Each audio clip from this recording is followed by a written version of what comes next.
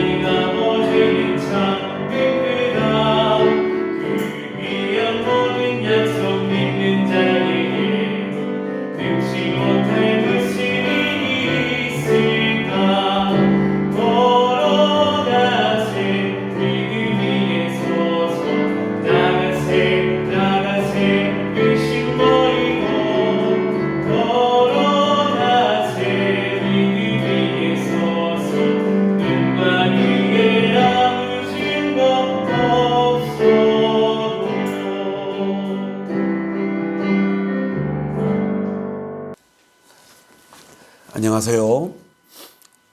기적의 40일 2주차 말씀이 시작이 되어집니다.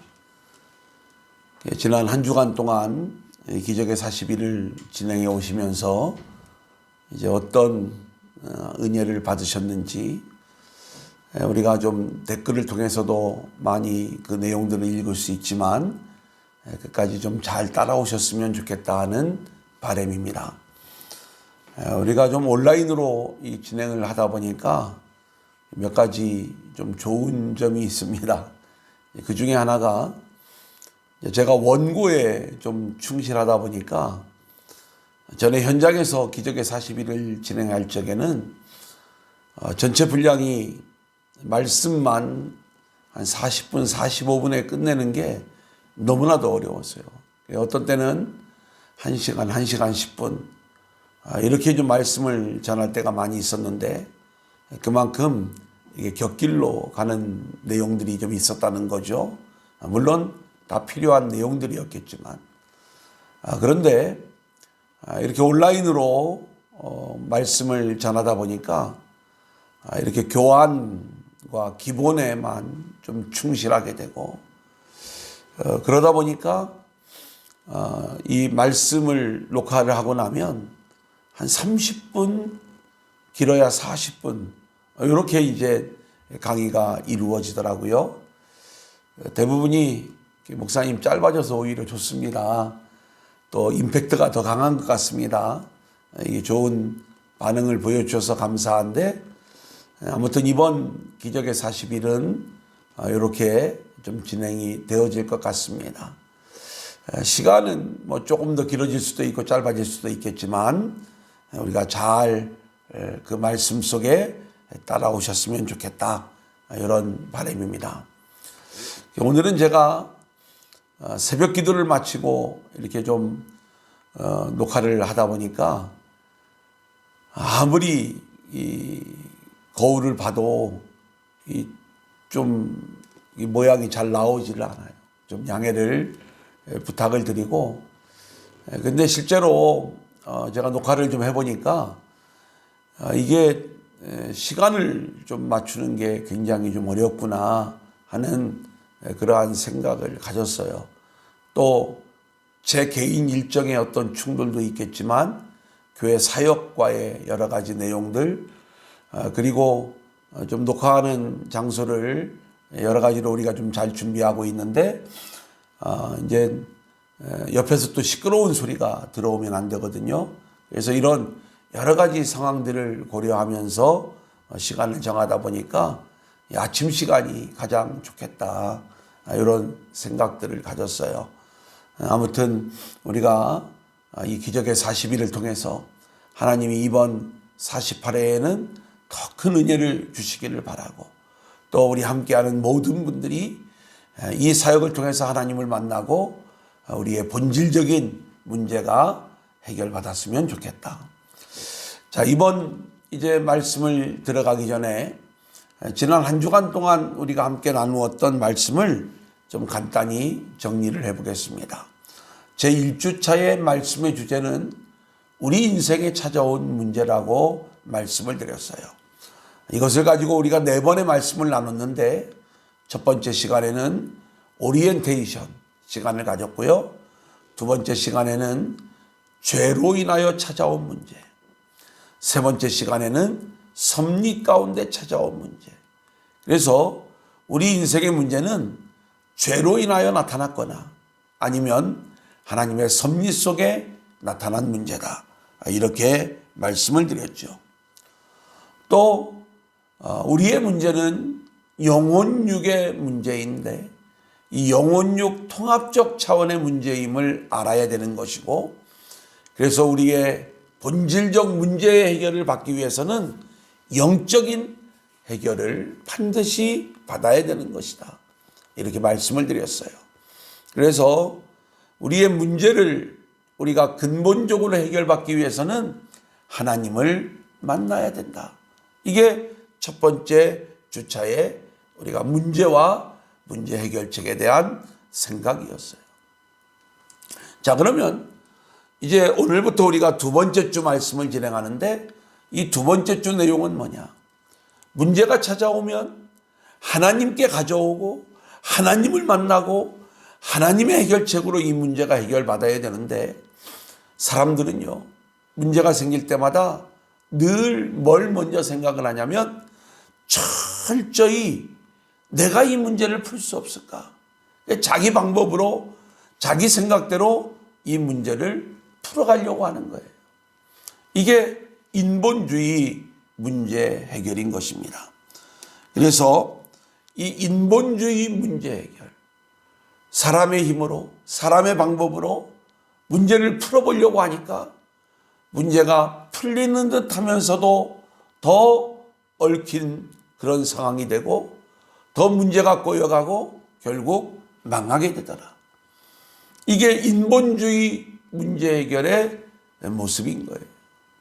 그래서 오늘부터 시작을 해서 우리가 이번 한 주간 동안 인본주의 문제 해결과 하나님이 해결해 주시는 해결책이 얼마나 다른가, 우리가 그 내용을 함께 살펴보도록 하겠습니다. 오늘은 아브라함의 이야기예요. 자, 이 아브라함 어떤 모습을 우리 가운데 보여주는지 우리가 한번 그 아브라함의 이야기 찾아보도록 하겠습니다. 먼저 창세기 11장 26절을 보면 아브라함의 출생 이야기가 나와요. 데라는 70세에 아브람과 나홀과 하란을 낳았더라, 이렇게 말씀하고 있어요. 자, 이 아브람, 나홀, 하란이 삼형제의 모습으로 등장을 하죠. 자, 그런데 우리가 볼 게 있습니다. 어떤 모습이냐면, 데라가 70세의 아들을 낳았다고 하는데, 70세에 한 번에 이 아브람, 나홀, 하란 세 아들을 낳았다는 얘기냐? 그건 아니겠죠. 이 세 아들을 70세부터 낳기 시작을 해서 첫 번째 아들, 두 번째 아들, 세 번째 아들을 낳았는데, 특별히 이 아브라함은 130세에 낳은 아들이다, 이렇게 얘기를 할 수가 있어요. 이게 이제 그러면 70세에 낳은 아들은 누구냐? 하란인 거예요. 이거 이제 제가 대체로 해서 이제 데라가 아브라함의 아버지입니다. 70세부터 아들을 낳았는데 70세에 낳은 아들은 하란이고 그 다음에 두 번째가 아브라함일 것이다. 이것도 물론 이제 우리가 좀 생각하기 뭐 여러 가지 다양한 생각들을 할 수도 있겠지만 그 다음에 세 번째가 나홀일 것이다. 이렇게 이야기를 하는 거예요. 왜 이렇게 이야기를 하느냐? 우리가 이 창세기 11장 말씀을 보면 하란은 죽은 아들입니다. 이제 이 아버지 데라의 면전에서 하란이 죽어요. 이게 이제 갈대아에서 있었던 얘기. 갈대아 우르라고 하는 지역이거든요. 이 갈대아라는 말은 바벨론이라는 말. 이 바벨론 지역에 데라가 살고 있었고 그리고 세 아들을 낳았는데 70세에 낳았다라고 성경은 말씀하고 있는데 70세부터 아들을 낳기 시작을 해서 세 아들을 낳았어요. 그럼 보통 가장 먼저 등장하는 이름이 맏아들일 가능성이 많은데 데라의 족보를 아브라함이 이끌고 가는 거죠. 왜냐하면 하란은 죽은 거예요. 죽은 아들.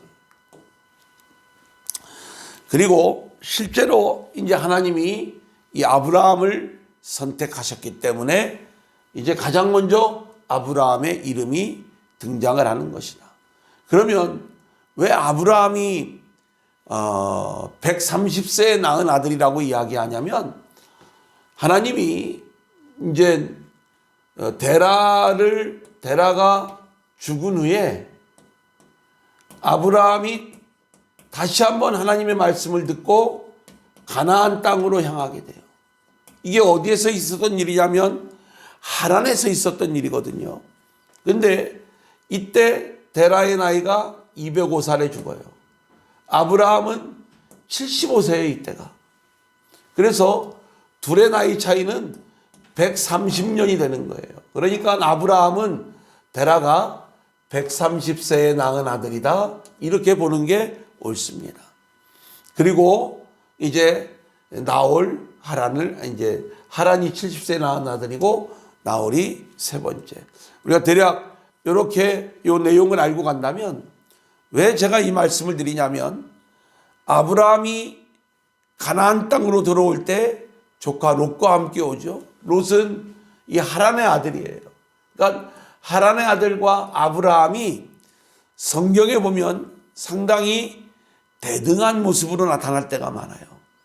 그 이유는 혹시 연배가 비슷하지 않았을까? 이렇게 우리가 좀 생각을 해볼 수가 있겠습니다. 어쨌든 이제 우리가 이 아브라함의 이야기를 이야기하는데 이 데라가 죽기 전에 하란이 죽는 문제, 또 이 데라의 죽음의 문제, 이 부분에 대해서도 사실은 제가 할 이야기가 너무 많아요. 그런데 이 부분은 우리가 이 시간에는 그냥 넘어가도록 하겠습니다. 이제 하란이 왜 죽었는가?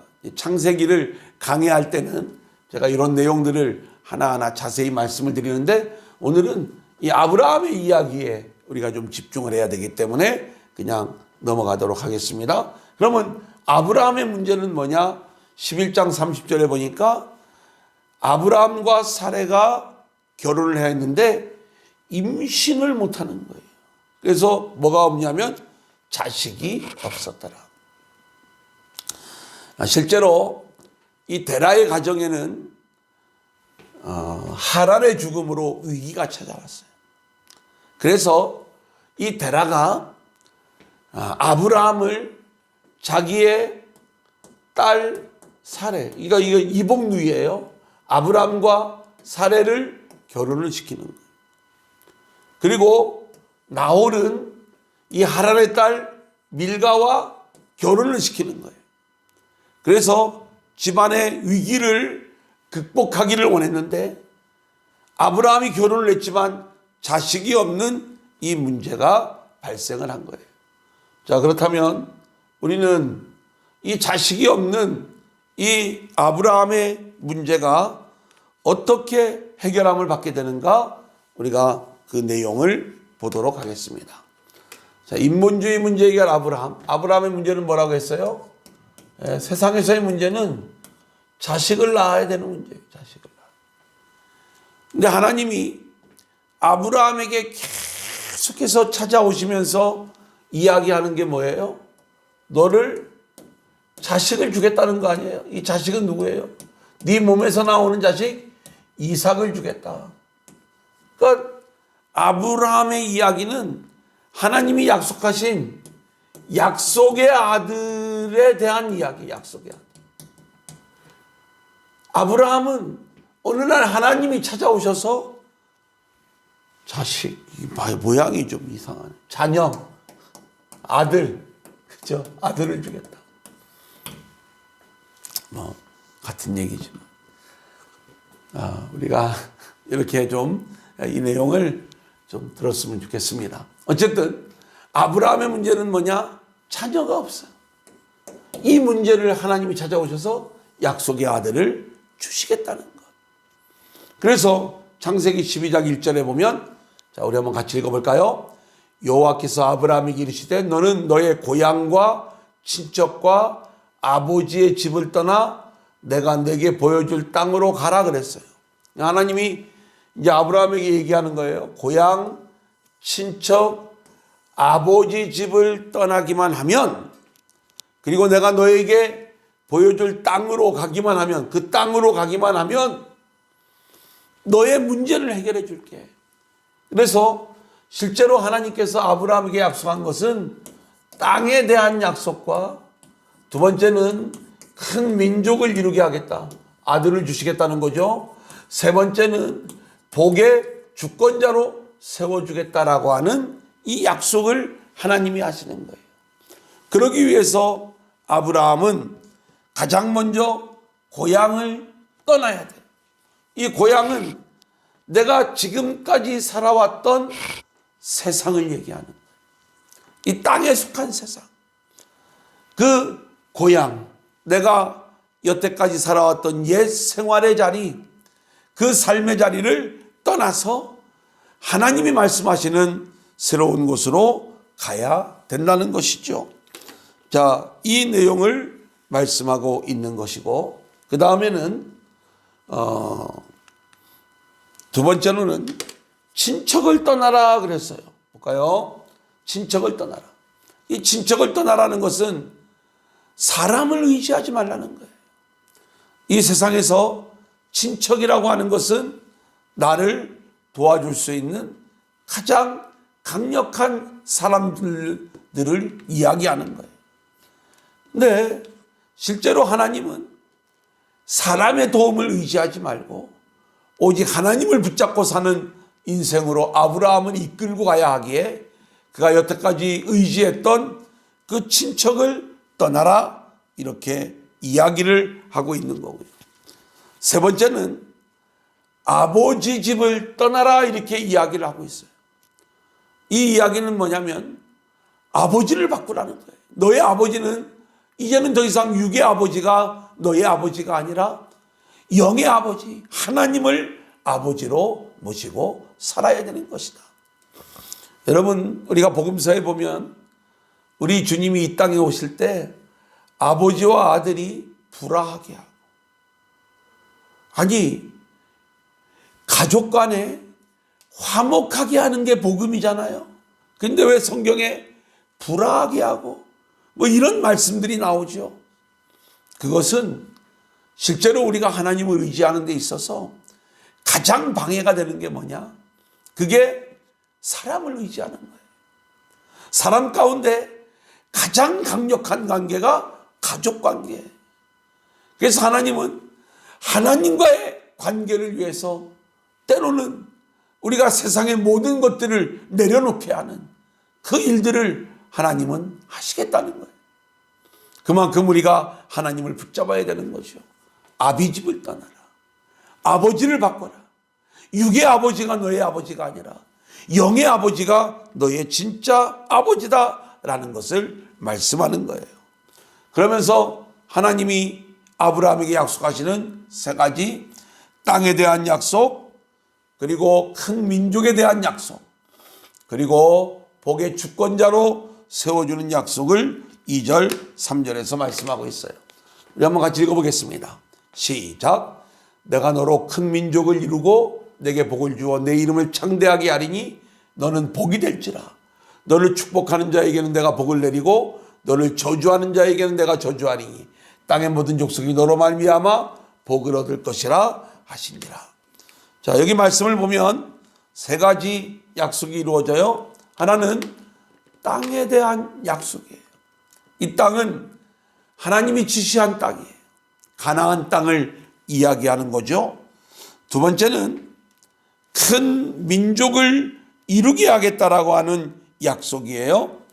여러분, 이것은 이제 실제로 하나님께서 약속의 아들 이삭을 주시고 또 이삭을 통하여 야곱이 나오고 야곱의 12아들이 나오고 그리고 이제 12지파를 통해서 구약교회가 세워지고 궁극적으로는 이게 혈통적 이스라엘을 이야기하는 게 아니라 그리스도 안에 있는 모든 자들이 아브라함의 자손이 되는 이 내용을 이야기하는 것 아니겠습니까? 그리고 이제 복의 주권자로 세워주겠다는 거예요. 알고 보면 땅과 백성과 왕은 우리가 배운 거예요. 나라의 3요소예요. 나라. 국가의 3요소. 그죠? 그래서 내가 너로 한 나라를 세우겠다는 거예요. 그것은 이스라엘을 얘기하는 게 아니에요. 하나님이 아브라함에게 약속한 이 약속은 내가 너를 통해서 하나님 나라를 세우겠다. 성경을 보면 그래서 누가 아브라함의 자손이냐? 이게 굉장히 중요한 주제로 등장하는 거예요. 그래서 우리는 내용을 보면 혈통적 유대인 이스라엘이 아브라함의 자손인 줄 알았는데 그게 아니고 그리스도 안에 있는 자들이 이게 진짜 아브라함의 자손이다.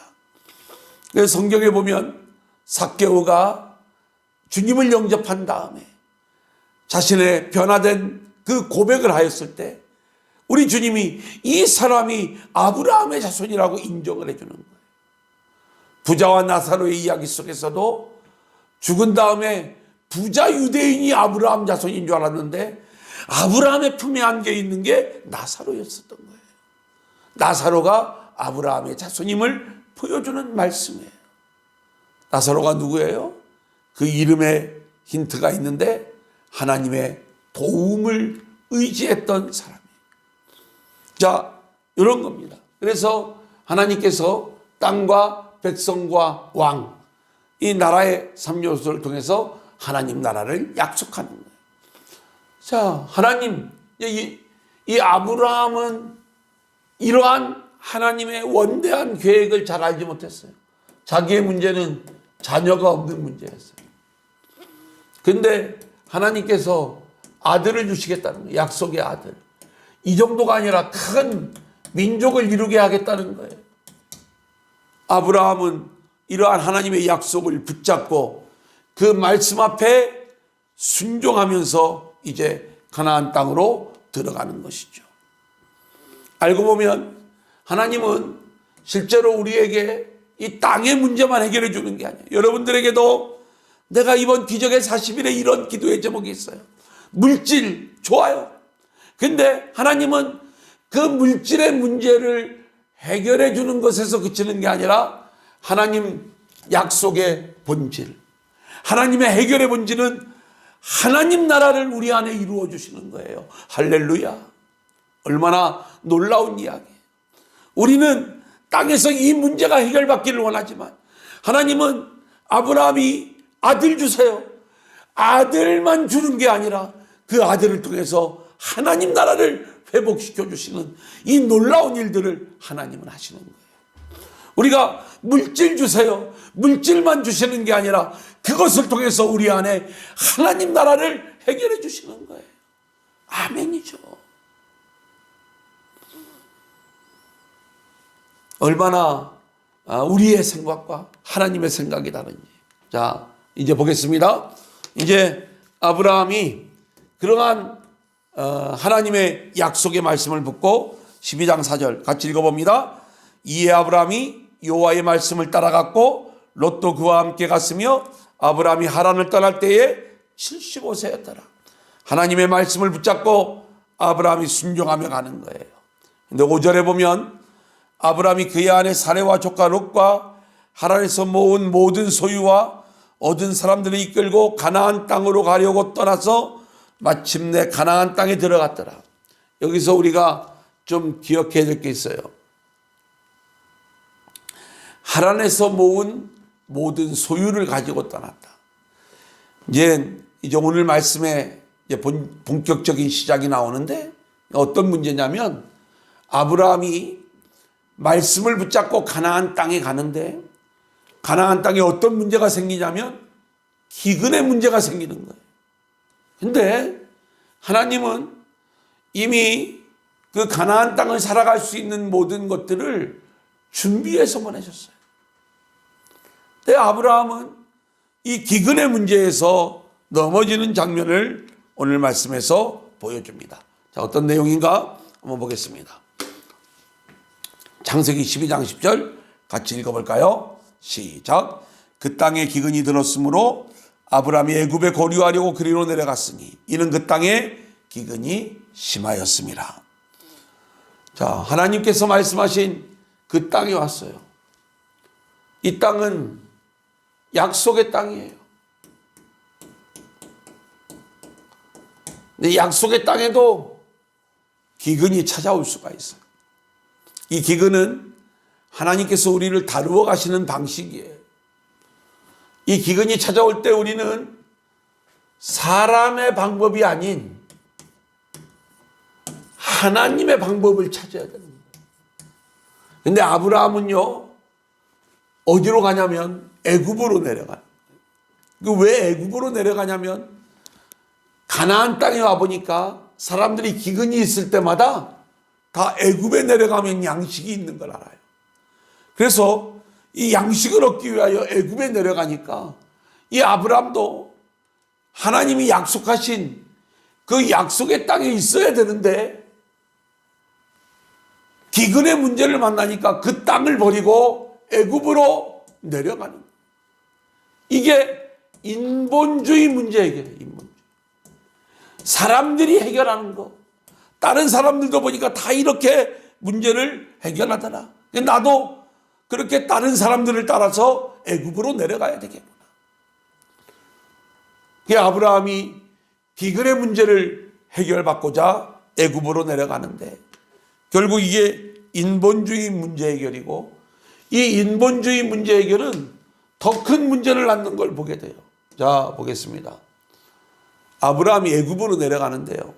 13절 말씀을 보니까 자기 아내가 너무 예쁜 거예요. 혹시 애굽 사람들이 내 아내를 차지하려고 나를 죽이고 이 아내를 빼앗아가면 어떻게 하는가? 아브라함에게는 두려움이 찾아왔어요.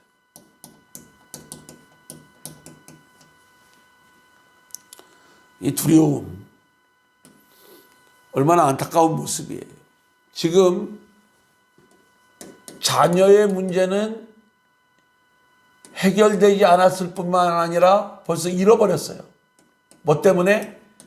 기근이라고 하는 문제 앞에서 내가 지금 본질적으로 해결받아야 되는 이 문제는 까마득하게 잊어버린 상황에서 이걸 인본주의로 해결하려고 하다 보니까 기근의 문제에다가 뭐가 하나가 더 들어왔냐면 두려움이라고 하는 문제가 찾아오는 거예요.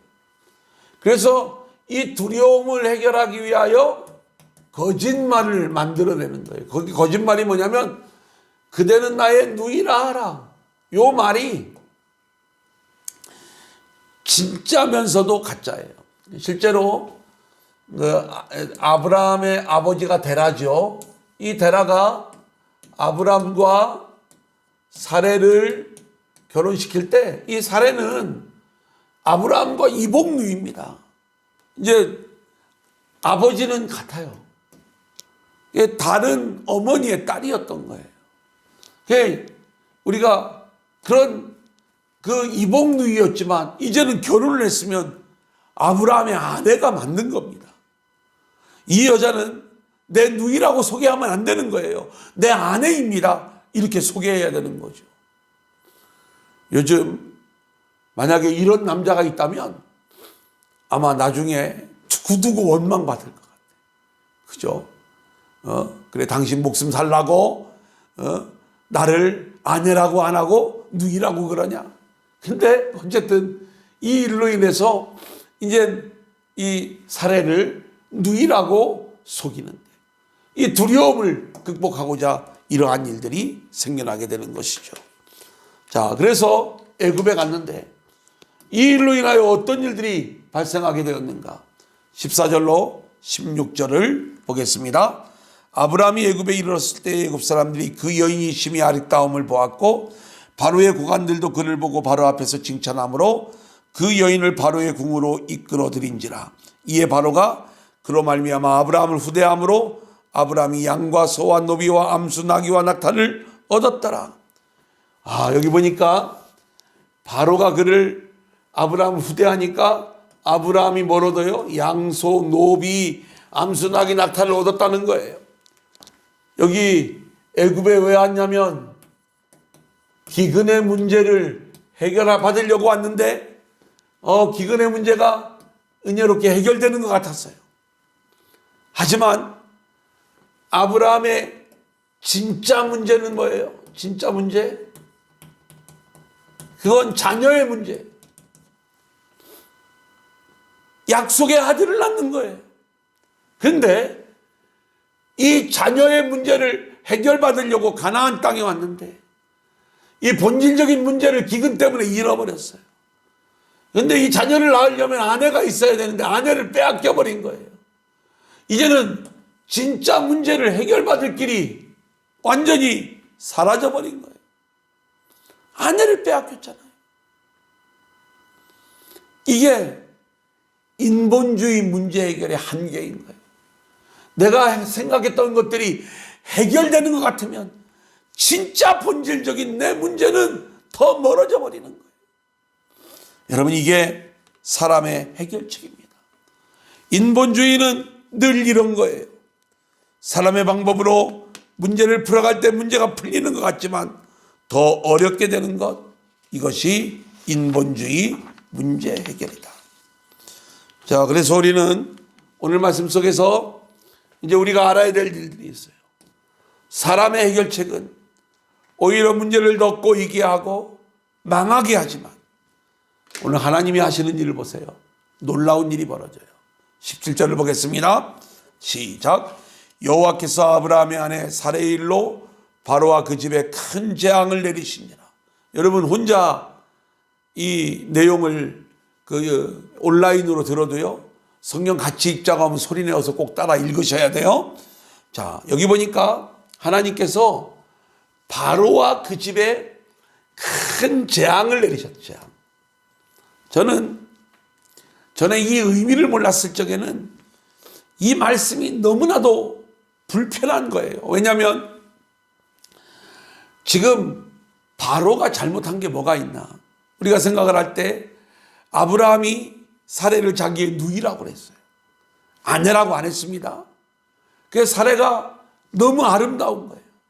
그래서 바로가 그 사레를 바로의 궁으로 취하여 드리고 이 아브라함에게는 많은 그러한 선물을 주었어요. 그러면 바로를 칭찬해 줘야 되는 것 아닌가요? 바로는 잘못한 게 없어 보여. 어떻게 보면 누가 재앙을 받아야 되는가? 사실 문제가 있다면 이 아브라함이 벌을 받아야 될 것 같은데 하나님은 오히려 바로와 그 집에 큰 재앙을 내리시는 거예요.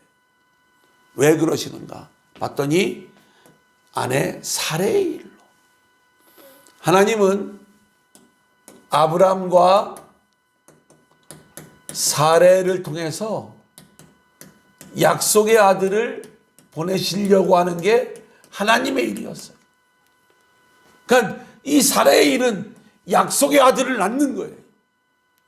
그 약속의 아들이 누구예요? 이삭이에요. 근데 이게 왜 중요하냐?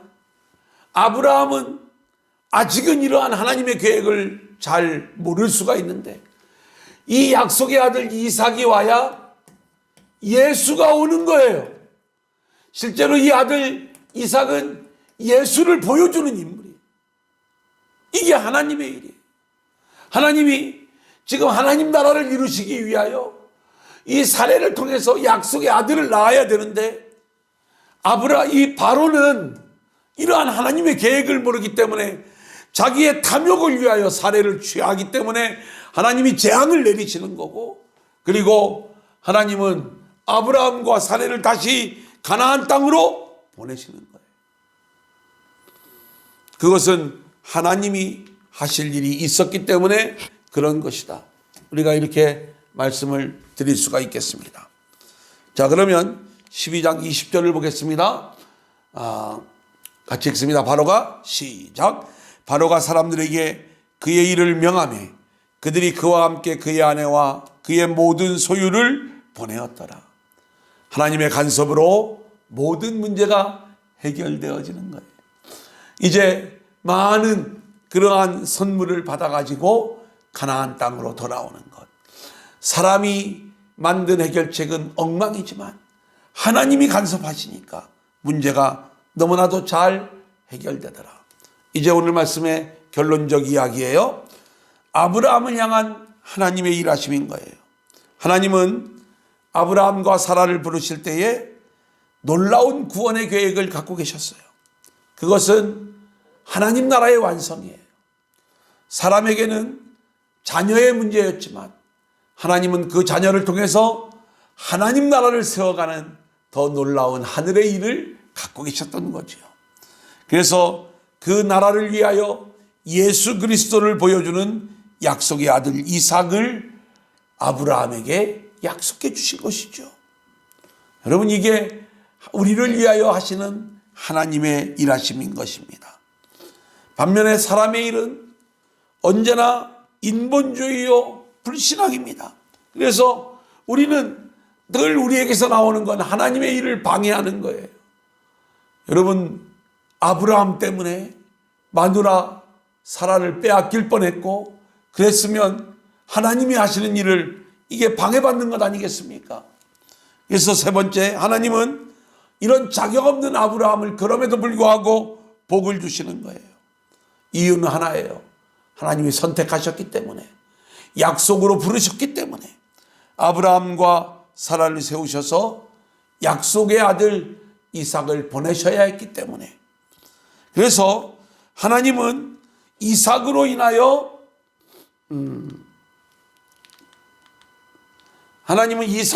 아브라함을 복 주시는 거예요.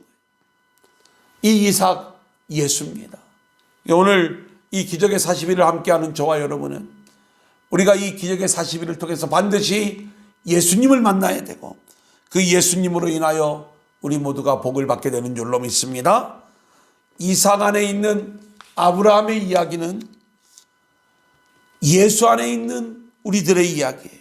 우리들은 자격 없는 자들이요, 인본주의, 불신앙으로 인하여 하나님의 일을 방해하는 자들로 드러날 수밖에 없지만 하나님은 언제나 그리스도 안에서, 언약 안에서 우리를 대하시고 있기 때문에 우리는 말씀 안에 있는 사람으로, 언약 안에 있는 사람으로, 예수 안에 있는 사람으로 그렇게 우리가 세워져 있을 때에 하나님께서 우리를 편드시면서 하나님의 역사를 이루어 가시기에 이번 기적의 40일에 하나님의 말씀 안에 들어올 수 있기를 원하고 예수 안에 살아가는 그러한 삶으로 우리 모두가 바뀌어질 수 있기를 소원합니다. 그래서 이번 기적의 40일에 우리 인생을 향한 하나님의 일하심을 경험하는 저와 여러분들이 될 수 있기를 주님의 이름으로 간절히 축원합니다. 감사합니다. 시간 찬송가 268장 죄에서 자유를 얻게 함을 우리 함께 찬양하시겠습니다. 찬송가 268장입니다.